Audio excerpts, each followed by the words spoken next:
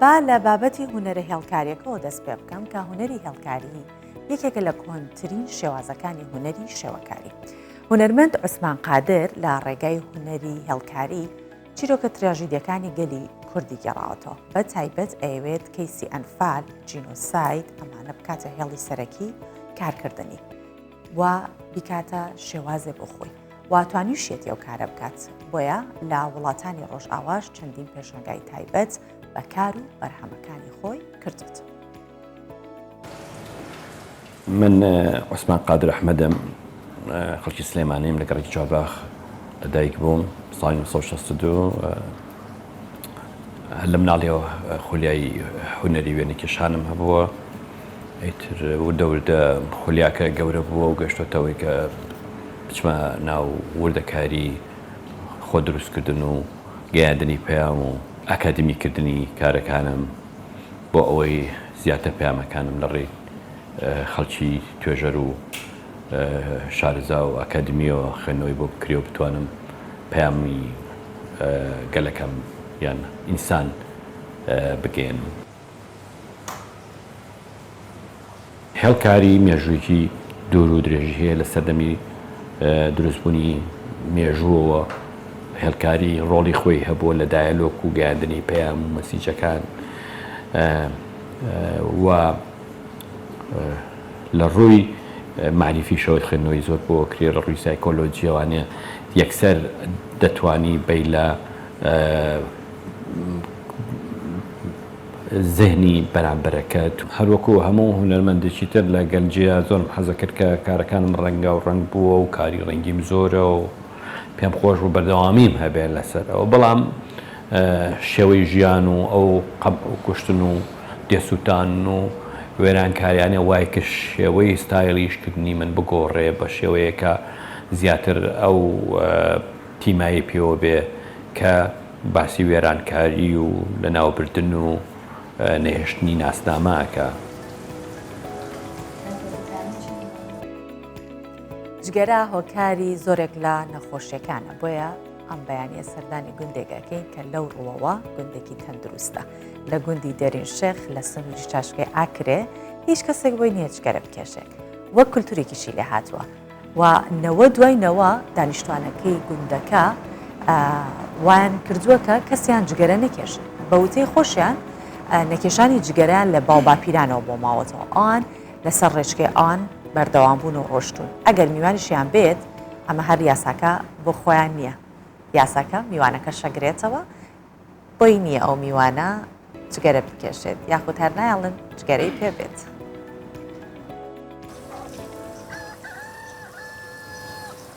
گوندê Dirînşêxa li Sinûrê qeza Akrê hejmara rûniştvanên wî zêdetir e ji 400 kesan û kes tê da cigareyan nakêşît.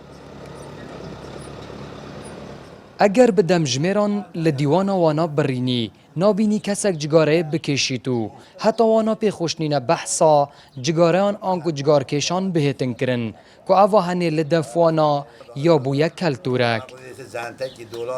مثلا از نکشانه بابا بیاد مزگار نکشای وجود بیا امجی مجی نکشانه میگویی بچی خوب بچی مجی نکشن نقل بهش مثلا کم تعداد کی بیاین کم بیشین مثلا حویی و چه عدد کی ولی هاته حب رسمی ما بیا ممنوع جگا کشان الله ما هنو خیلی جگا بکشید یعنی خالام گند و ورق قبعت کاکره Di gundî da nebitine bû rûniştvanan heta bû mêhvanan jînîne li ber çavên wana cigareyan bikêşin ji ber ku wana nevêtin ew şêwazê cigarekêşanê ji nêzik ve bibînin. وەکی میوانێک جی تێتە گوندێ ما ڕاستی ئەم بێژینێ جگارێ نەکێشە ناکێشی جامێراوی زانیتن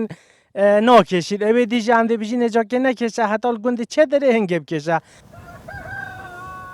Serarayî wê yekê ku ev gund e yê nizîk e ji senterê qeza Akrê û têkeliya wana pêra ya rûjane ye. Lê eva henê we nekiriye ku heta gencên wana jî dilê xwe biben ber cigarek kêşanê.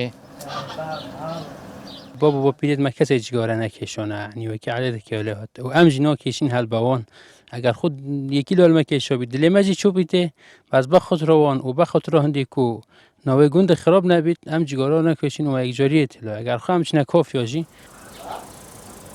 دوی گوندی دا تنه ایک دکانه هایی لناوه حتی آگره جگاره حل کرنه جین نینه جبر کو به تورانگان اوان نویایه جگاره کشان نزدیک بکوون. زیده سیدم جمیران بو امت نغاوی گوندی داد گریان کولان بکولان. مگلک چاوی خواه گراند که ام بنک جگاره که ببینین ابدست منه کفت. اوه هنه بو ما بهسترین نشانه بو کدوی گوندی دا نبتنه خلق گوندی بلکو حتی میوان تینه ناوی جگاره آن ناکشنو لسر اردی بنکن جگاره آن اپیچ رنگکی ناه ندیتن. آری حسین کردستان 24 گوند درین شیخ لا آکره. دینە سەر بابەتێکی دیکە کە میوانێکیشمان لەگەڵە بێت سەر بابەتەکەمان ئەویش بەشداربوونی کۆمەڵە گەنجە یاخود بەشداربوونی گەنجانی کووردە لە کۆڕبەندی ئاشتی لە ئەنتالیا و فارس مەحموود کە یەکێک بۆ لە بەشداربووانی ئەو کۆڕبەندە لەگەڵمان میوانە بەخێرهاتن تەکەین کاک فارس بەخێر بێ سەرچاوان با بزانین کۆڕبەندی ئاشتی لە ئیتالیا خۆی مەبەست لێی چیە گرنگیەکەی چی بۆ بکەمە باسی کۆڕبەندەکەمان بۆ بکەیت. زۆر سپاس بۆم دەرفەتە کۆڕبەندی ئاشتی جیهانیە ئەمساڵ لە تورکیا کرا لە شاری ئەنتالیا لە کۆڕبەندەکە لە 16 مانگەوە دەستی پێکرد تاوەکو 19 بەردەوام بوو 3 ڕۆژ بەردەوام کۆڕبەندەکە لەم کۆڕبەندەدا نزیکەی 6 تا 7 وڵات بەشداری کۆنفرانسەکە بوون باڵین هەرێکە لە وڵاتێکی جیاواز باش ئەم کۆڕبەندە هەموو ساڵ لە هەر لە ئەنتالیا ئەنجامەدرێت یاخود هەر ساڵ لە شوێنێکەوە ئەمە چەندەم جاریشانەوە بەشدارە بن مەرج نییە لە تورکیا بێ خۆم دوو جارێت کە لە تورکیا بەشدار بوومە جاری پێشووتریش لە وڵاتی مالیزیا بەشدار بووم بەڵام ئەم جارە لە ئەنتالیا بوو جاری پێشتر شارکردمە لە ئیستانبول بوو. باشە شێوازی بەشداربوونتان چۆن بوو لە چ ڕێگەیەکەوە جەنابەت بەشدار بووی؟ عادەتەن مانگێک پێش با بڵێن دەستپێکردنی کۆنفرانسەکە لینکێک دادنرێتن ئەم لینکە هەر کەسێک ئەتوانی ئەنی ئارەزووی بەشداریکردین تێدا هەبێتن دەتوانی ئەم لینکە پڕ بکاتەوە اینجا دواتر کە قبول کرای لە ڕێ ئەپلیکیشنێکەوە مقابلا دەکرێت کە قبول کرای لە مقابلەکەش ئەو کاتێ با بڵێن مەسجێکت بۆ دێتن ڕۆژ و کات و ئەجندای کۆنفرانسەکەت بۆ دیارەکە مەرجەکانی چین کە جەنابەت قبول کرایتیایە وەکو مەرجەکان حتممە نەبێ ئەزمموی ڕێکخراوەی تێبێتن لەسەر بابەتەکان بابەتی جێندەرە بابەتی پەروەردەیە لەسەر بابەتی زیاتر لەسەر بابەتی ئاشتی پێکەوەژیان بوو کۆنفرانسەکان عادەتەن و حتممە نەبێت زمانیش بزانێت چونکە لەوێ ئەگەر زمان نەزانی تۆ ناتوانانی بەشداربی کە هیچ تێنەگەی ویش نەتوانی قسە بکەی باشە کاتە جەنابەت بە چ بابەتێک بەشداریت کرد بۆی کە کورد بناسیێنی ئێمە وەکو تیمی کوردستان ئەم جارە زۆر بووین تۆزێک نزیکەی 10 کەس بووین بەشدار بووین لەم 10 کەسە دیراسات دەکرێتن لە نێو خۆمان کەسێکە لە بژێرین با بڵێن ینی ناقەشە لەسەر بابەتێک بکاتن بابەتەکەی وەکو کورد برادەرەکەمان باسی بزنسی کرد چۆنێتی بزنسی بچووک ینی بابەتێکی تریشمانە بوو لەسەر بابەتی ئاشتی پێکەوەژیان ئەو سەقامگیریەکە لە کوردستان بەرپایێستا بێگومان ئەو ئەمەش یەکێکە لە ئەو ئایکۆنانەی کە کوردستان ئاناسێنێتەوە ئاشتی پێکەوەژیانی کە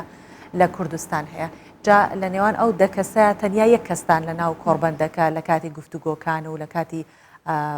پرۆگرامەکانی ناو کۆڕبەندەکە بەشدارە بێ یا هەر یەکێکتان بە بابەتێک بەشدارە بن تو ناتوانانی لەبەرەوەی کەسەکانمان زۆر نزیکەی 6 وڵات ئەنی کاتی دەوێت بۆیە لە هەر وڵاتێکە نەفەرێک دوو نەفەر دەستنیشان دەکرێتن لەسەر بابەتی قسەکات باشە لە نەتەوەی جیاوازیش بێگومان هەر وڵاتە و نەتەوەی جیاواز لە عێراقات ئێوەکو نەتەوەی کورد و عەرەبیشی تێدا بوو یاخود ئێوە بە نوێنەرایەتی هەموو بەشدار بوون بەڵێ عەرەبیش تێدایە و کوردیش تێدایە و لە وڵاتی جیاوازیش تێدایە و لە ئاینی جیاوازیش تێدایە ینی هەموو ڕێگەزەکان هەموو وڵاتەکان هەموو ڕوخسارێکی جیاواز هەموو کەلچەرێکی جیاواز و کۆڕبەندە بەشدارە زۆر چاکە کاک فارس ئەوەی کە کورد دەناسێنێت لە زۆربەی کۆڕبەندە جیهانیەکان و ئەو شوێنانەی کە زۆربەی نەتەوەکانیتیان وڵاتانی جیهانتیا بەشدارەکان فستیڤالێک بێت کۆڕبەندێک بێت بابەتی کورد زۆر جیاوازە دایمە بە جلوبەرگی کوردی دەناسرێنەوە یاخود بە هەندێک ئەو کولتورە تایبەتانی کە کورد هەیەی ئێوە لەوێ هەستان کرد کە چ شتێک ئێوە زیاتر ئەناسێنێت و ئەوە نیە دواتر کرد لە کۆڕبەندەکە تەواوی کۆمەڵک بەیەکەوە کۆبنەوە چ شتێک سەرنجیوانی ڕاکێشە تایبەت جلەکە مانجلێکی کللتوریە ئەن بۆن شتێکی سەرنجڕاکەش بوو هەرچەندە عادەتەن کۆڕبەندەکەی کۆتا ڕۆژووکە هەموو کۆڕبەندێک ڕۆژی کەلچەرە ینی شتە دابوونەرێتیەکان بە تایبەت بە هەر وڵاتێک ئێمەش جلی کوردی و حتمما بە ئاڵای کوردستانیشەوە بەشدار بووین ڕاستە ئێمە وەکو لە پرۆتۆکۆلی وەکو با بڵێن وەکو وڵات نین بەڵام ئێمە باسمان کردووە کە ئێمەش هەرێمێکی سەربەخۆین ینی خاوەنی حکوومەتین خاوەنی پەرلەمانین خاوەنی هێزین قوربانیمان داوە ئەنێ شتانانم بۆ باسەکەن لە کۆڕبندەکەدا باشە خانمانتان لەگەڵا بەشدار بوون لە ناو بەشداربووەکان هەمووتان لە ڕەگەزی نێربوون یاخود کچانیشتان لەگەڵا بوو ئێمە بابەت یەکسانی جێندەرمانێ ئەبێ ئەوانش لەگەڵ باشە کەواتە لە هەردوو لە بەشدار بوون جا ئەوەی کە گرنگە ئێوە کۆمەڵشت باسەکەن و ئەوەی کە وەریشی ئەگرن هەر گرنگەکە هێنەوە بۆ کوردستان ئەوەی کە پێتان گرنگ بوو پێتان باش بوو کە لە کوردستانە ئەبێ کاری لەسەر کرێت چی بوو کە جەختی بخەنە سەر و وەکو خاڵێکی ئەرێنی لەگە خۆتانە بهێنەوە یەکێک لە بابەتە گرنگەکان بابەتی ژینگەیە ئێمە ئەمانەوێ لە بەرنامەدا ئینشاءڵڵا چەند پرۆژەیەکی ژینگەی ینی دەست پێ بکەین لەسەر بابەتی سەوزایی و ئەو پیسایی کە ئێستا لە ڕووی کۆمپانیا و ئەو شتانەوە بابەتی ژینگەی بابەتێکی گرنگە لای ئێمە بابەتی دووەم بابەتی پێکۆژیانە ئەین تۆ لە کوردستان ئەگەر سیرکەی ئێمە بە نمونە پارێزگای دۆک دەهێنینەوە یانی لە قەزایەکی وەکو شێخان چەند ئاینێکی جیاواز چەند نەتەوەیەکی جیاواز ئەرێ مسلمانە ئێزدیە مەسیحیە کووردە عەرەبەکە شەبەکە یەزیدیە ئەنی هەموو پێکاتەکان بابەتی ژینگەی بابەتی پێکۆژیان بۆ ئێمە زۆر زۆر گرنگە ئەم لێ باسمان کرد ئەم لە گفتوگۆ لەگەڵ وڵاتانی ترش باس کرا باشە لە هەر بەشدار بوونتان وەک بەڕێزت باست کرد ئەمە یەکەم جار نییە کە بەشدارە بن ساڵانی پێشتیش بەشدار بوونە جیاوازی ئەم ساڵ لەگەڵ ساڵانی ترچی بۆ وەکو ئەزمون بۆ ئێوە کە بۆ کوردستانی بهێننەوە یاوەکو ئەوەی کە زیاتر ئێوە خۆتان بە دەرەوە بناسێنن وڵا ئێمە هەرجارە تو لە هەر کۆنفرانسێکە لە هەر کۆربندێک بەشدارەبی حتمما شتی نوێ وەردەگری ئەنی کە دیراسات و مناقەشات دەکرێتن لە ڕێی گروپە لە کۆربندەکەدا گروپ دروست دەکرێتن مناقەشات دەکرێت حتمما شتی نوێشەیە ئێمە شتی خۆمان بەوان دەدەین ئەوان شتی خۆیان بە ئێمە دەدەن ئێمە لە بەرنامەدان ئەو کۆنفرانسانی کە لە دەرەوە دەکرێتن کە ئێمە وەکو چۆن لە ئێستاکە لە وڵاتانەدا بەشداربین لە بەرنامەی لەگەڵ حکوومەتی هەرێمە هیوادارین جوابێکی ئەرێنیمان پێ بدەن دەمانەیەم کۆربەندانە بینە کوردستان ئێنە نزیکەی نوێنەری 1970 وڵات بانگشتی کوردستان بکەین لە کوردستان ئەم جۆرە کۆنفرانسانە بکرێتن شتێکی زۆر مهمە ئێمە ئەو ئاشتی و ئەو ئارامی لە کوردستانە بەڕووی نوێنەری ئەو وڵاتانە بناسیێنی کوردستان پێیان بناسیێنین چونکە لەو کۆربەندا کە مناقەشاتمانە کرد زۆربیان هەندێکیان معلوماتیان هەبوو لەسەر کوردستان بەڵام بە شێوەیەکی گشتی نازانی کوردستان لەکوێ و چۆنەوە حتمان ئێمەشکە ئەمە لە ئەم ساڵە یامە بەسەر لە ساڵانی ترە و ئەم ساڵ وردە ئاشنایەتی زیاتریان بە کورد هەیە چونکە ئەوەی کە ئەیبینین زۆری بەشداریکردنی گەنجانمانە لە کۆنفرانسە جیاوازەکان تەنانەت لە ئەو یاریانی کە یاریە نێودوڵەتەکانە چ پاڵەوانەتی وەرزشەکان بێت چ هونەریەکان بێت بۆیە ساڵ بە ساڵ زیاتر کورد ئەناسرێت ئێوە هەستان کردووە کە لەو کاتۆ کە بەشدارن تاوەکو ئێستا ئەگەر پێشتر لە 150 کوردی بناسیە لە ناو کۆنفرانسێکایان لە ناو کۆڕبەندێکە ئێستا ڕێژەکە زیاتری کردووە ئایا ئەو شتە چۆن لەم سەکەن ئێوە بەڵێ ئێمە ئەنی کە جارانی پێشووتر دەچین وەکو ئەم جارە نەبم جارانی زۆرێک کە باڵێن ناقەشاتمانەکریان قسەمانە کرد هەندێکی معلوماتیان هەبوو لەسەر کوردستان کە با بڵێن کوردستان و پێشمەرگە و ینی ئاڵای ئێمە و دانی کە هەندێک لە هەندێکیان ناسرااو بوو بەڵام هەندێکی ترشیان ناسراونەوە لەبەرەوەی هەندێکیان ئەزمموی ڕێکخراویان کەم بوو ئەنی کە بەڵام هەندێکی تریان کە جارانی پێشتر لەگەڵ کۆنفرانسەکانی پێشووتر لەگەڵ ئێمە بەشدار بوون ینی معلوماتێکی تاویان لەسەر کوردستانە بوو توانیوتانە لینک لەگەڵ کام وڵاتانە دروست بکەن لەگەڵ گەنجانی وڵاتانی کە هاتوون هەستان کرد کولتوری کورد لەگەڵ کامیانە زۆر نزیکترە و توانیوتانە پردێکی پەیوەندی دروستکەن لە نێوان خۆتان وڵات کۆنتاکتێکمان لەگەڵ نوێنەری هەموو وڵاتەکان زۆر باشە وڵاتی کازاخستان بوو وڵاتی پاکستان بوو ئەرمەنستان بوو ئەلمانیا بوو فەرەنسا بوو بەلجیکیا بوو بریتانیا بوو ئەمریکا بوو هەموو وڵاتەکان بەشدار نەکەلێمە زۆر چاکە ئەنجدای کارکردنی کۆڕبەندەکە لەو ماوەی سێ ڕۆژە بە چ شێوەیەگە بێت کامێک لە ڕۆژەکان پڕچالاکترین بوو کە ئێوە ماندوو بنتیایە و چۆنەڵێت کۆشتێکی زۆر بکەن بۆی کە باشترین بخەنە ڕوو ڕۆژێکەمی کۆڕبەندەکە کاتژمێر 6 ئێوارە دەستی پێ کرد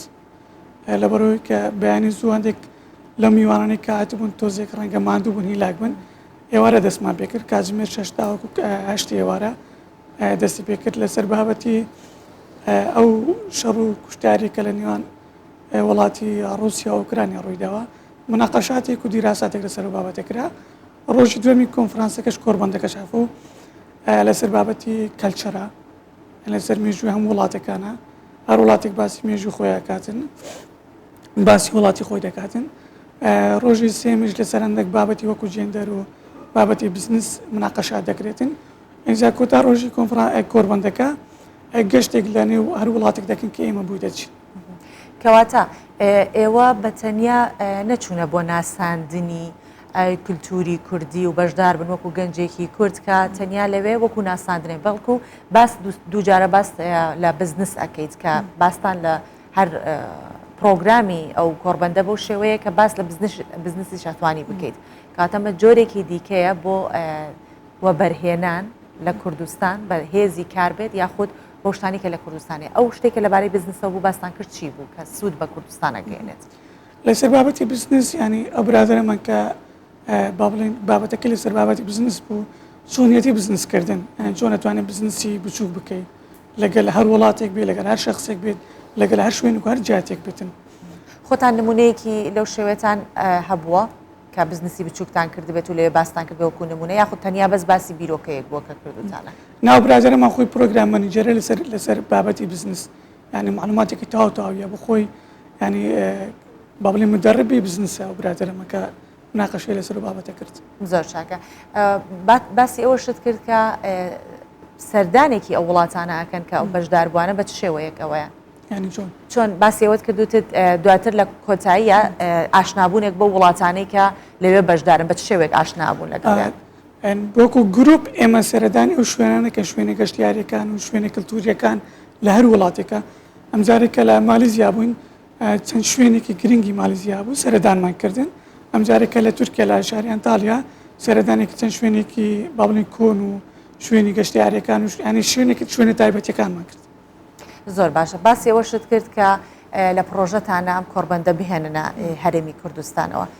پێتان وایە ئەمە ئاستەنگی زۆرتان بۆ دروست ئەبێت یاخود بێگومان هەر کارێک کێشە و ئاریشەی خۆی هەیە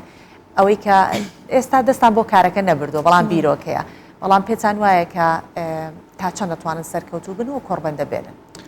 وڵی ئەگەر تۆمە بەستی شێک بێتن وازەمیستی شێک قورس نییە بەڵام کاتیە بێتن ئێمە پرۆپۆزیلەکەمان ئامادەیە بۆیە لە ڕێی بەرنامەی جەناب هیوادارین سەرۆکایەتی حکوومەت لە خەت بێ لەگەڵمان چونکە ئەو بابەتێکی بەڕاستی گرنگە تۆ نوێنەری هەشتا وڵات بانگشتی کوردستان بکەی تۆ ببیتە وڵاتێک کە شتێکی بچووک نییە ئەمە ڕاستە کارێکی قورسیاوێتن بەڵام هیچ شتێکیش مەحال نییە بۆیە ئێمە لە ڕێی جەنابتان و داوا دەکەین لە سەرۆکایەتی حکوومەت و لە سەرۆکایەتی هەرێم هاری کار بن لەگەڵ ئێمە ڕەنگە شتێکی شمادی نەبێتن ڕەنگە بەلایانی معنەویە لەگەڵ ئێمە بەشدار بن ئەتوانین کۆنفرانسە بینە کوردستان ئەیکەینە لە با بڵێن ناونیشانی کۆنفرانسەکە ئەەکەینە کوردستان پیس فۆڕم ینی کۆربەندی ئاشتی کوردستان باشە ئەمانەیە بکەینە ینی بەرنمەیەکی ساڵانە بکرێتن کاتە هەنگاوی باشتان بۆنەوە هەر لێستا ناوتان بۆ داناوێ ینی هەنگاوی وڵات پرۆپۆزەلەکەمان ئامادە کردووە بەڵامەکو بەژێ نابتن گوت حتمما ئێمەش پاڵ پشتیمانەوێتن لایەنە حکوومەت و هاری کار بێ لەگەڵ ئێمە بێگومان هەمیشە حکوومەت یارێمی کوردستان باشترین هەلەکانی ڕەخساندەوە بۆ ناساندنی کوردستان بەوەی کە زۆربەی نەتەوەکان لێرە ئەژین وەک باسیشم کرد ئایکۆنێکی ئەوەی کە بڵین کوردستان جیا ئەکاتەوە لە شوێنەکانی دیکە لە ناوچەوەکە ئەوەیە کە کوردستان شوێنی ئاشتی و پێکەوە ژیانە سپاس دەکەین فارس محمود بەشداربووی کۆربەندی ئاشتی لە ئەنتالیا لەگەڵ هەبوو دەمەوێت لێرە سوپاسی کاک حاجی دلدار بکەم خاوەنی گروپی کۆمپانیەکانی ئەتلەس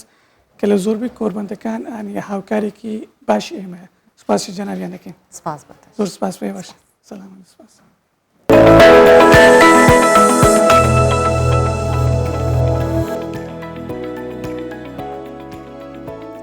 بابەتێکی تر ئامادەیە کە ئێستا گفتوگوی لەسەرەکەین و قسەی لەسەرەکەین بەڵام پێش ئەوە هەندە زانیاری سەبارەت بە بابەتتان پێ ئەدەم کە یوسف کەمال ناسراوە بە یوسف ئەربیلی تەمەن 57 ساڵە لە تەمەنی 13 ساڵیەوە خولیایەکی هەیە خولیاکەی کۆکردنەوەی پولە لە ساڵی 1970ەوە هەر پولێکی عراقی هەبوو بێت خۆی کردوەوە. یەکێک لە ئەلبومەکانیشی تایبەت کردووە بۆ پولانەی کە لە هەرێمی کوردستان دەرچووە و یەکەم پولی پەرلەمانی کوردستانیش کە دەرچوو لای ئەو ماوەتەوە وەک خۆی باسیشیەکە زۆر جار داوای کڕینەوەی ئەلبوم پولەکانی لێ ئەەکەن بزانین حەزەکاوی فرۆشێتەوە یا حەزەکان لە لای خۆی ڕایگرێت کۆمەڵە پرسیاری تری لێ ئەەکەم جا ئەم بابەتە لەگەڵ میوانمان زیاتر تاوتوی لەکەین ئەوە ئەم بابەتە ببینێت دواتر بێکەوە.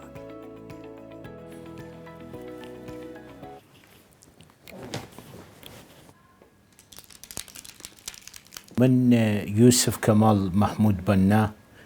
ناسراوم بە مامۆستا یوسف هەولێری ناسراوم بەوەی پولی پۆستە کۆ دەکەمەوە بە ڕادەیەک بوویمە شارەزا لە پولی هەرێمی کوردستان بە تایبەتی و پولی عێراق بەگشتی. چیرۆکەکەی من ئەوە بولەیەکی سەرەتایی پارچەنامەیەکم دیتەوە پولێکی پۆستەی پێوە بوو زۆر سەرنجی ڕاکێشام دەستم پێکرد لە سێ سەرەتایی ئەو نامانەی کە دەهات لە بۆ بنەماڵەکەم و یاخود لە بۆ خزم و کەسەکان وەرم دەگرت پولەکەم دەردەهینا لە شوێنێکدا کۆم دەکردەوە. جێگای خۆشحالی ما یەکەم کەس بووم پێشنیارم کرد کە پولێکی پۆستە دەربکەن و بالفعل پولێکی پۆستەیان دەرکرد لە کابینایی پەرلەمانەیەکەم دامەزراوی سیاسی کورد پاشانیش پولەکان دەرچوو تا ساڵی 1998 ژمارەیان گەیشتە 210 پول. ئەو ئەلبومانم زۆر خۆشەویستە لەگەری بەڵام دوای من چی لێ نایەتن بەڕاستی هەلبەتە دوو ڕێگەمان لە پێشەمە ئارەزومەندەکان یاخودەوە تەیە دەدرێتە خەڵکانێک دەیفرۆشنەوە ئەوەش بیرم لێ نەکردەوە یاخود ئەوە تەیە دەیبەخشینە شوێنێک کە تێدا پارێزراو بێت. بەڵێ ئەوە میوانەکەمان بینیتان لە پاکێجێک کە گفتوگۆی لەگەڵ کردن یاخود باسی بابەتەکەی بۆ کرد بەڵام ئێمامانێت بە شێوەیەکی دیکە گفتوگۆی لەگەڵ بکەین زیاتر زانیاری لێوەرگرین. یوسف کەمال شارەزا لە پولی پۆستە و کۆکردنەوەی پولی پۆستان بەیانی میوانی ئێمە لەگەڵ خۆی دەستەکەین بە گفتوگۆکردن بەخێر هاتی بەژی سپاس دەکەم. کاک یوسف ئەمەی کا پێش هەموو شتێ لە بەردەستی منە ئەگەر هاوکارانم یارمەتی دەرم بن ئەمە نیشان بدەن بۆ یەکەم جارەکە لە ڕاگەاندنێکی کوردی ئەمە ببینن ئەمە ئەو پولی پۆستەیە کە لە شۆڕشی ئەیلول بەکار هاتووە ئەمە یەکەم جارەکە لە ڕاگەاندنێکی کوردیەوە ئەمە ببینرێت واتە لە شۆڕشی ئەیلولیش پۆستە یاخود پول بۆ پۆستە بەکار هاتووە ئەم سێدانەیە کە لێرن ئەمەتە ئەمە یەکەم جارە لە ڕاگەاندنێکی کوردیەوە ئەمە ببینرێت ئەمە جێگەی شانازیە کە وەکو دیاری پێشمەرگەی ئەیلولیش دراوە بە کاک یونس کە لە لای خۆی پارێزگاری لێ بکات. باش کاک یونس دەستەکانت خۆش بێ بۆ پاراستنی ئەم پولانە بجا بە تایبەتی ئەمەی کە ئێستا نیشانمدا ئەمە گرنگێکی تایبەتی هەیە بەڵام بە گشتی خۆی پول بۆ ئەوە بووە کە بڵێن تێچووی ئەو پۆستەیە دراوە و مێژوویەکی زۆر کۆنیشیە یەکەم پولی پۆستەش شازادەی ڤیکتۆریا لە ساڵی لە ئەوە یەکی ئەیاری 1940 لە بەریتانیا دەرچوو ئەمە یەکەم دانە بووە ئیتر لە دوای ئەوە پولەکان گۆڕانکاری بەسەر هاتووە بە پێی تاریخ خۆوانە ئەوانەی کە لە لای تۆن کۆنیەکەی بۆ چەندێ ئەگەڕێتەوە زیاترە من طبعا هەر یەکێک لەمە چیرۆکێکی سادە دەبیتن بەڵام لەگەڵی گەورە دەبیتن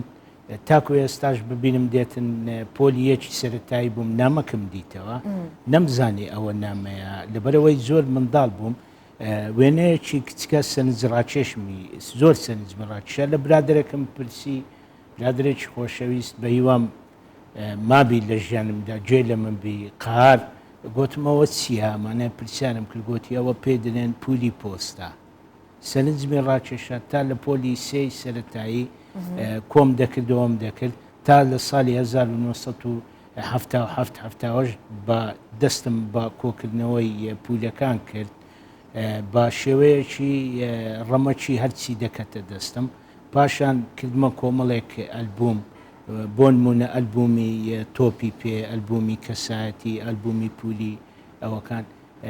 دیسان دیتم ناتانم کۆنتترۆلی بکەم 85 تایبەت بووم بە پولی عراقی واتە ئەوەنە زۆر بوو ئەوە ئەو کاتێکی وڵاتانی تریشی تیا بوو ئەجیتەبان بەخۆی تاکو ئێستا کەتەلۆکی ستانلی گیبنسەیە گەورەترین کەتەلۆکە کە بەرگەکانی دەگاتە 7 بەرجی 4 ملیۆن پولی پۆستە ئێستا لە جیهان دەرچووە بێزگە لەوەش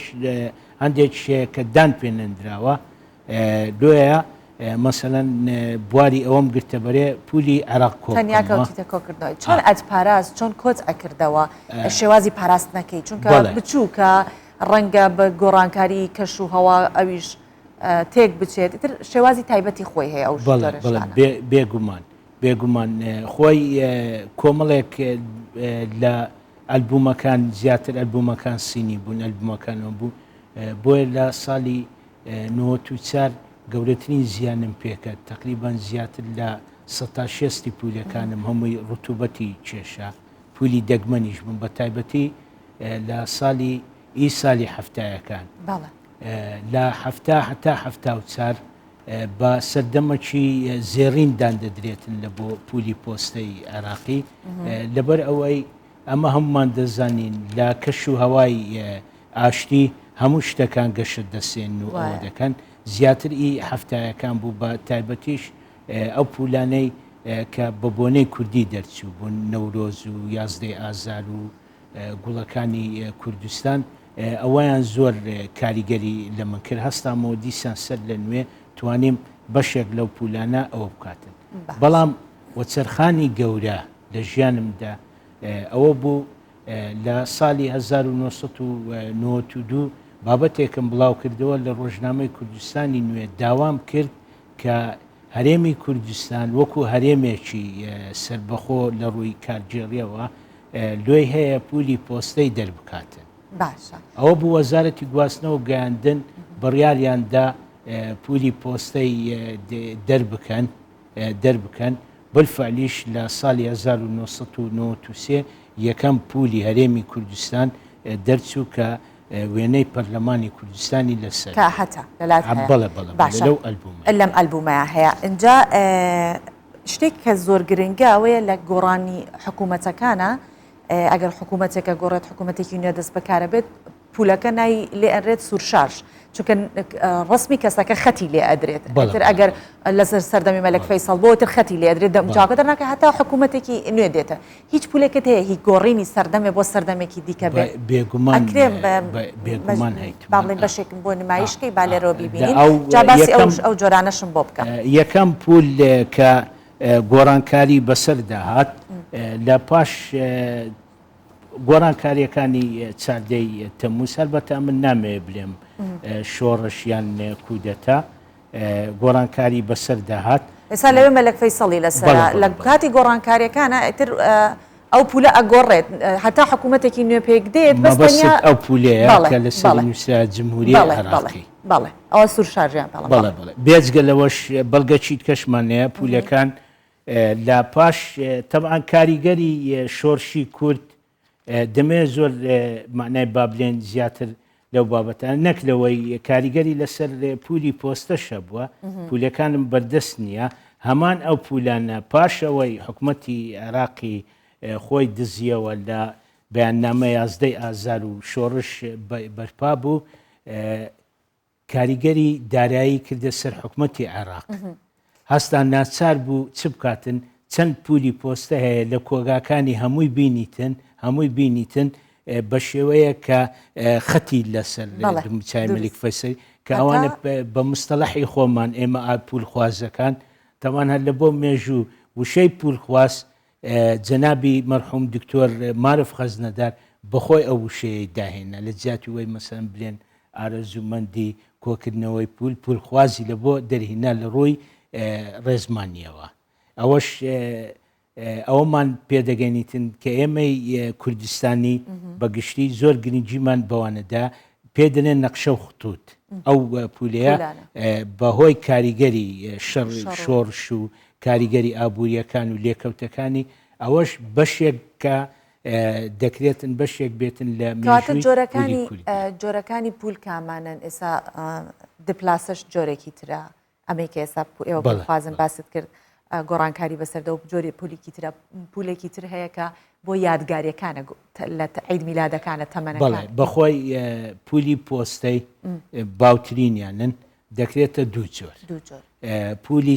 پولی ئەتیادی ئەو پولانەیە کە بە درێژایی ساڵ بەکاردێتن بۆ نمونە پولی دروشمی کۆماری عێراق لە سەردەمی عەبدولکەریم قاسم لە 59 هەتا ساڵی 1970 لە پۆستە بەکاردەهات 1 دیناری لۆ چکە ئەو فترەیە زیاتر پولی 1 دیناری کەم بوو دیناریش زۆر بۆ ئەو کاتە بەرامبەر بە 3 دۆلار و 21 سنتی بوو ئەو کاتی دیناری عێراقی بەقوت بوو ئەوە پولە سادێ پولی یادگاری بە بۆنەیەک دەردێتن کە وڵات بڕیاری لەسەر دەداتن بەڵێ بۆ نمونە ساڵی 1958 ئەفۆن 57 پولی ڕۆژی دار یۆم الشەجەرە سەردەمی مەلیک فەیسەڵ دەرچوو پاشان لە ساڵی هەفتا کۆمەڵێک پولی پۆستە دەرچوو بە بۆنەی نەورۆز و بە بۆنەی بەیاننامەی 11 ئازار ساڵی 68 کۆمەڵێک پول دەرچوو بریتی بوون لە جلوبەرجی عێراقی ئەو سەردەمی کە یەکەچیان جلوبەرگێکی ناوچەی بادینانە و هەروەها جلوبەرجی پێکاتەی تورکمانیشی تێدا بوو ئەوانی دیکەش جلوبەرجی پێکاتەکانی عەرەب لە شوێنە جیاجیەکانی عێراق دەردەچوو ئەوە پولە یادگاریەکان باشە ئەوە زانی کە مێژووی پۆستکردن زۆر کۆنە بۆ چەند هزار ساڵ لەمە پێشەگەڕێتەوە ئیتر کاتێکە پیان تۆ چەپەرەکان بە ئەسب ڕۆشتون و ئەو پۆستەیان بردووە پولی لەسەر نەبوو دواتر کۆتر هەبووە فلان ئێستا وای لە هاتووەگەر پۆستێکمان پێ بگا دڵمان پێ خۆش نێت چکە پارەدانە ئەبێ پارە بدەین شوێنێک با بڵێن ئەمە وای کردووە کە تۆیسە کەمتر بوو پول ببین یا هەر نەکەر کەمتر زۆر دەگمەنە ئێستا بینینی پول و نرخێکی لەسرە ئەو نرخانە کێ دیاری ئەکات چۆنە دیاری ئەەکەن خۆی هەر بۆ دیاریکردنی نرخی گەیاندنی پۆستەکە بووە نرخەکە چۆن ئێستا باسی شتێکت کردوتە نرخی ئەوە ئەمە دوو زاراوەمان هەیە زاراوەی یەکەم فیتمان هەیە کە ئەو نرخەیە کە لەسەر پول تەزبیت کرایە بۆ نمونە پولەکانی شێخ مەحموود بە ئەوە یەکەم پولی کوردیە بە ئانە نووسرایە ئەمە پێمان دەگۆ ئانە ئەلفەکەمان دەکردە ئانە ئەوە پێ دەگۆترێ فیت ئانە بە زاراوەی بە گۆڕینی دراوی هندی لە بۆ عێراقی لە ساڵی 1923 یەک ئانە دەیکرد 4 فلس ڕۆپیەش دەیکرد 75 ئەوە پێ دەگۆترێ فیت بەڵام ئایا ئەو پولەکە لەسەری نووسرایە یەک ئانە بە 4 فلس دەفرۆشرێتن یان بە ئەوە بکرێتن بێگومان ئەمە نرخەکی دیکەیە نرخەکە ئەتیمان لەسەر کڕین و فرۆشتن و ڕغبەت و ژمارەی پولەکان دەکاتن بۆ نمونە پولەکانی هەرێمی کوردستان تا ساڵی 2003 ئێمە پارەی سویسریم ئەو پارەیە کە پێ دەگوترێت سویسری بەکارمان دەهات ئەوە دینارەکە ئەوە 3 دینارە ئەوەشیان 5 دینارە ئەوە ئاحتیمال لەسەر چ دەکات خزمەتگوزاری پۆستە واتە نامە نرخی چەندە لەگەر ئەو ڕوزمانەی کە دەنێردرێتن بۆ نمونە ئەمن شتێکم هەیە با بڵێن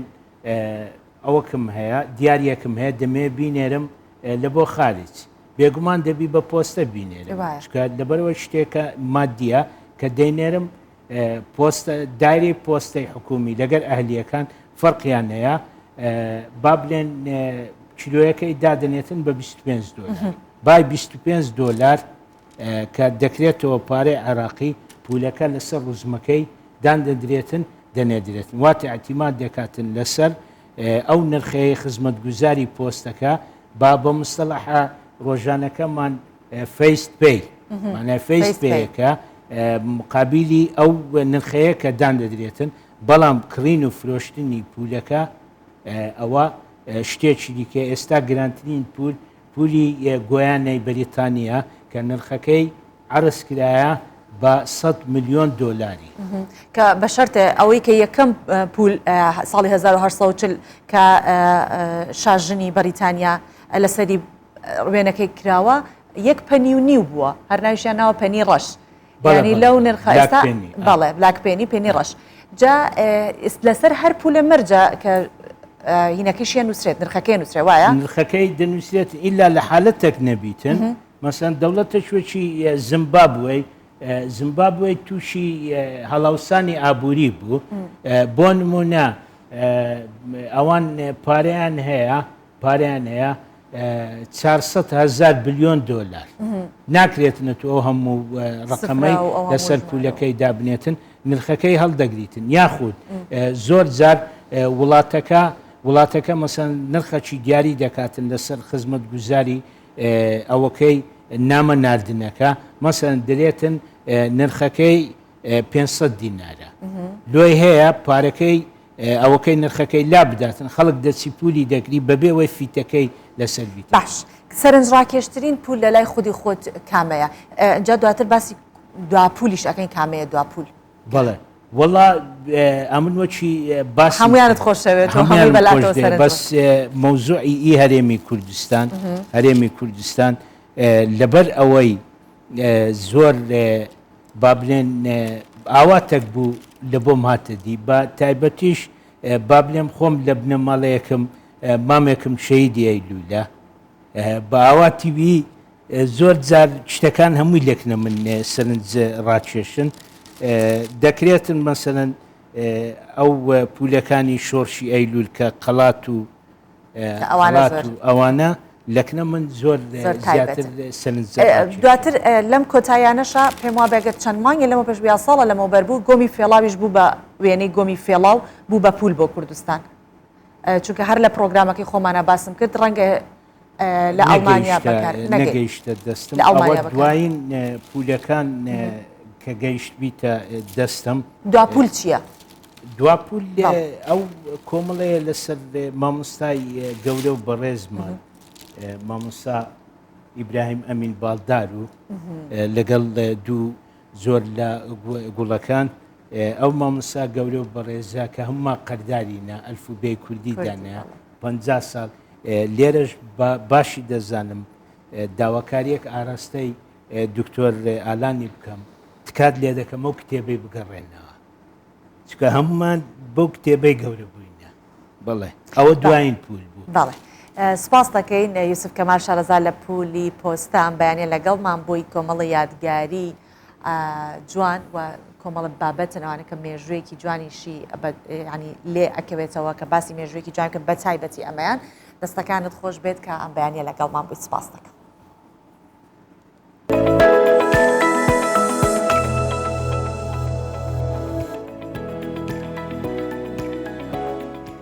هۆشیار عەلیکە بە هۆشیاری مین ناسراوە ماوەی چەند ڕۆژێکە باری تەندروستی ناجێگیرە بەهۆی ئەو نەشتەرگەریە سەختەی کە بۆ دڵی ئەنجامدراوە. هۆشیار بە هەزاران دۆنم زەوی لە مین خاوێن کردوتەوە لە سەرتاسەری کوردستان و ئێسش چاوەڕەیەکە بە زوویی باش ببێتەوە و دەست بەکارەکەی خۆی بکاتەوە کە زیاد لە 30 ساڵە بێ بەرامبەر خزمەتی گەلەکەیە کات و لە هەر کوێیەک مین مەترسی لەسەر ژیانی هاوڵاتیان دروست کرد بێت پوچەڵی کردێت. تا ئوتارەکەی ئاگادار بووم بەس بۆ دوورکە ئازەکە ئاگادار نەبووم میترویان باسی ئەو ڕۆژەمان بۆ دەکات کە بۆ دوایین جار سەرقاڵی کۆکردنەوەی مین بووە. هۆشیار عەلی کە بە هۆشیاری مین ناسراوە چەند ڕۆژێکە باری تەندروستی ناجێگیرە و نەشتەرگەریەکی سەخت بۆ دڵی ئەنجام درراوە. ئەو سێمورۆ گەیاند و ئاستی خۆی ڕۆژێکە ئەلغام مەڵەگرێت لە بینی سنووری عێراق و ئێران واتە لە سنووری هاوار بینی تەوێڕە هاوار خەمەکان مەڵەگرێتەوە هەستما کرد لەشم ڕەشە بوومەوە خۆم بێتاقەتە بووم ئارەقم دەرەدا بێ حەواسە بووم جاجاری گێژە بوو لەسەر کورسیەکە تەحاملم نەبوو دانیشت مەعاز و گوێم لە وتارەکە بوو کاتێکم زانی کەوتم بۆ پشتا بێزار بووە لە ماڵەوە بیری ئەو ڕۆژانە دەکات کە لە دەرەوە کاری هەڵگرتنەوەی مینی کردووە. ئەو دەڵێت تەندروستیم باشتر بێت بە بێجیاوازی لە خزمەت هەموو ناوچەکانی کوردستاندا. جەماعەتی زەرد جەماعەتی شین وتیان دکتۆر شکار وتی تۆ ئێستا لە شوسبووکو مناڵێکی لێ هاتووەکو کەسێک کە ئەچێتە حەج پاکە بێتەوە تۆ باگوی تۆ ئەتوانی زیاتر خزمەت بکەی منش ئەو بەڵێنە بەوی ئەدەم و بە هەموو خەڵکی کوردستانی ئەدەم واتە لە بادینانە تاگاتە خانەقین و هۆرامان لەقمێ لە هەر شوێنە بێ بە بێ جیاوازی کار بکەم چونکە من ڕۆڵی ئەم نیشتیمانم لەسەر ئەم نیشتیمانە گەورە بووم لە دهۆکە تاگاتە خانەقین و هۆرامان نیشتیمانی خۆمە. بەهۆی تێکچوونی باری تەندروستی و گیرانی دەمارەکانی دڵی نەشتەرگەری بۆ دەکرێت. هۆشیار تەندروستی بەرەو جێگیربوون دەڕوات و پزیشکەکەشی پێی ڕاگەاندووە کە ئێستا لەشی لە جاران بەهێزترە و دەتوانێت باشتر کارەکانی ئەنجام بدات. هۆشیار زیاد لە 30 ساڵە سەرقاڵی هەڵگرتنەوەی مین و تەقەمەنیە لە ناوچە جیاوازەکانی کوردستان. وەک خۆشی دەڵێت لە 15 بۆ 20 ڕۆژی داهاتووە دەتوانێت دەست بە هەڵگرتنەوەی مین بکاتەوە. ئەڵغامێکی زۆرم برابرد هەزاران دۆنمزەوی لە سەرتاسەری کوردستاندا خاوێن کردوتەوە لە مین. 21 ڕۆژە لە ماڵەوەیە بەهۆی نەشتەرگەریە کە بۆ دڵی کراوە. خێزانەکەی لە خەمی تەندروستی ئەودان و ئەویش لە خەمی گەڕانەوەی بۆ کارەکەی و خزمەتکردنی کوردستان و پاکردنەوەی لە مین. ئەڤیناتا کوردستان 24 هەڵەبجە. بەڵێ وەک دەزانین کە بەهۆی شکانی بۆری ئاوی ئیفرازی سێ لە هەولێر چەند گەڕکێک لە هەولێر بێ ئاو بوونە دەستگای خێرخوازی بارزانی ئاو بەسەر گەڕەکەەکانی هەولێردا بەشەکات بە شێوەیەکی ڕاستەوخۆ هاوکارمان هۆشمەند سادقمان لەگەڵ ئەبێ سەبارەت بۆ زانیاریمان پێداد هۆشمان بەیانیت باش باسی ئەو پرۆسەی دابشکردنی ئاوە بەسەر گەڕەکەکانمان بۆ بکە چەند گەڕەکە گرێتەوە دەستگای خێرخوازی بارزانی ئاویان بەسەردا دابەشەکات. سەوانە بکاتت باش جگە لە هۆی شکانی بۆڕێەکە دابەزینی ئاستی ئاویش کێشەی بۆ بەشێکی زۆری گەڕەکانی هەولێر دروست کردووە. دەستگای خێرخوازی بارزانی لە ئەمڕۆوە تا نزیکەی 2 مانگیان تا زیاتریش ڕۆژانە ئاو بەسەر ئەو گەڕەکانە دەدابش دەکات کە کێشەی کەم ئاویان هەیە بە ڕێگەی چەند تەنکەرێکەوە. ئەمە ئێستا ئەمڕۆ دەستپێکردنی هەڵمەتەکەیانە کاکی ئیسماعیل ئەگە بێت تێرەوە وردەکاری دابشکردنی ئاوی ماڵان ئێوە باسەمەوە بکە ڕۆژانە چەند تەنکەر دابش دەکەن بۆ کوێ دەبێت تاکەی بەردەوامیش دەبن. سوپاس بۆ خوا دەستگای خێرخوازی بارزانی لە سەرەتای ئەو قەیرانەی کە دروست بووە بڵێن قەیرانە چونکە لەبەرەوەی کۆمەڵێک ئاو لە ماڵەکان بڕاوە ئەو ئەیفراز بەهۆی شکان و بەهۆی ئەو شتانەوە بۆیە دەستگای خێرخوازی بارزانی بیری لەوە کردەوە کە ساڵانەش تەنکەری هەبووە ئەم ساڵ 20 تەنکەر ئامادە کردووە لە هەموو گەڕەکەکان لە ژێر سەرپەرشتی تیمێکی پارێزگای هەولێر قەیرانەکانی پارێزگای هەولێر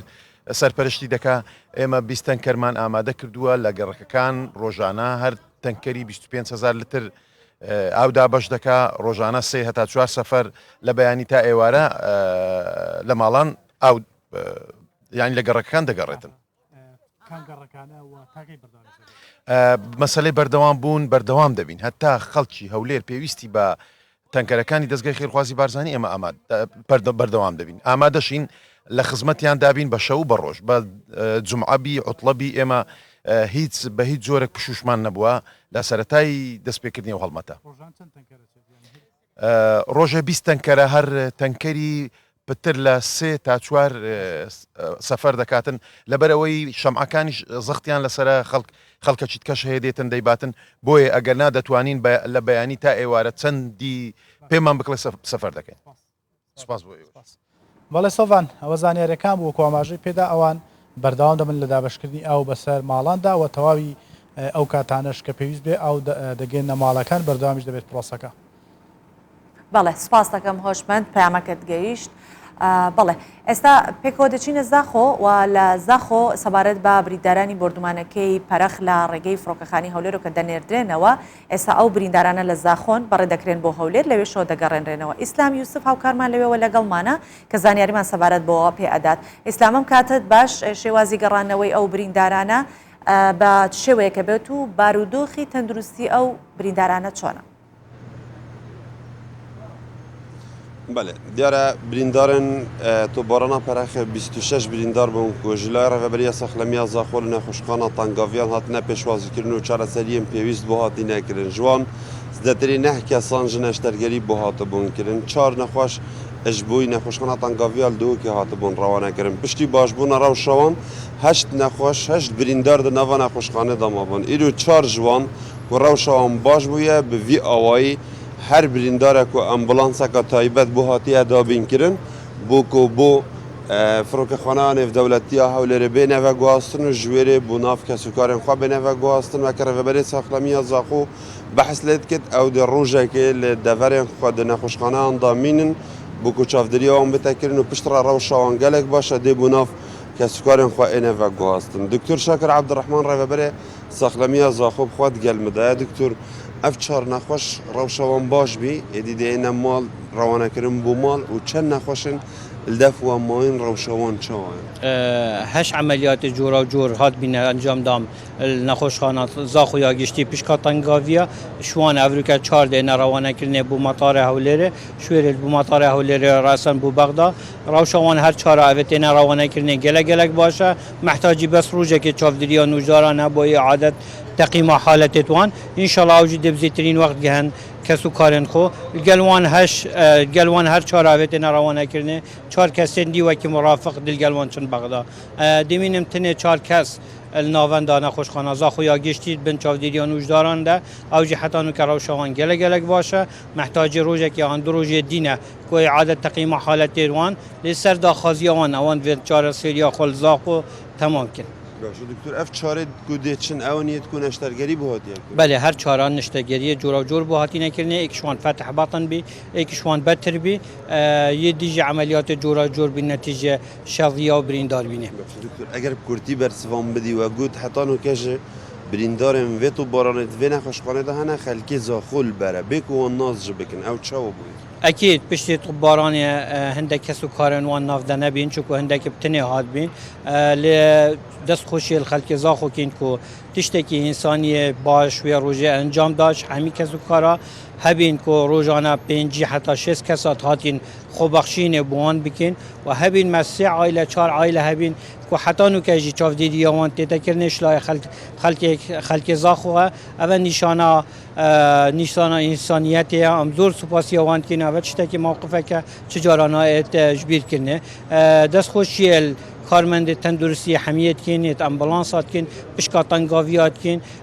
زور سپاس بو همیا کو کاری که باش انجام داد سر ما و کردستان و وزارت تندرستی بلند کرد زور سپاس سرچابه بله سوان هر یک جوان برینداران کو نشترگری بو هاتیه کردن به امبولانس کا تایبت بو فروکخانه نێودەوڵەتی هەولێرە تێت ڕەوانەکردن هەلبەتە 4 نەخۆش دناوە نەخۆشخانە دەمانە ئەوەن کو بریندارن ئەوە کو جێ سەرنجێ بۆ ئەوە بۆ خەلکی زاخۆ بێک و وان بریندارن بژم بابل نەجەف کەربەلا بەغدا ناز بکن هاتینە البەروان ڕاوستانە خزمەتەوان کەم شەڤ ڕۆشنداف سەرێوانن ئەوە زیدەباریە کوژلای سازیان تەندروستیان حکوومەتی بخواڤەژی بۆ هەمی بریندارن تۆ بارانە گوندێ پەرەخی هاتیە کردن بەڵێ سپاس بۆ هاوکارمان ئیسلام یوسف لە زاخۆ لەگەڵمان و سپاس بزانین دەکەنێت بەم شێوە گەیشتنە کۆتایی پرۆگرامی ئەمڕۆمان تا بەیەگەشتێکی دیکە ماڵەوە خاتانە